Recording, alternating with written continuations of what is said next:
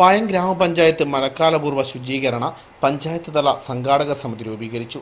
പായം panchayat president P Rajani ഉദ്ഘാടനം ചെയ്തു. ആരോഗ്യ വിദ്യാഭ്യാസ standing committee chairperson V Prameela അധ്യക്ഷത വഹിച്ചു.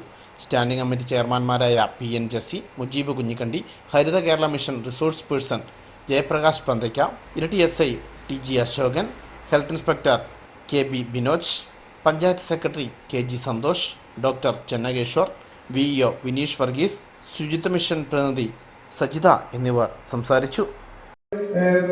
ജീവിക്കുന്ന പ്രദേശത്ത് ആളുകൾക്ക് കൂടി മാതൃകയാക്കി മാറ്റാൻ വേണ്ടിയുള്ള പ്രവർത്തനമാണ് അദ്ദേഹം നടത്തിയത്.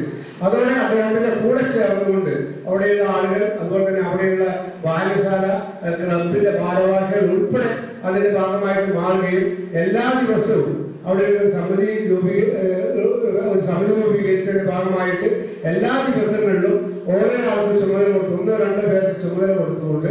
ന്യൂസ് ബ്യൂറോ, ഇരട്ടി.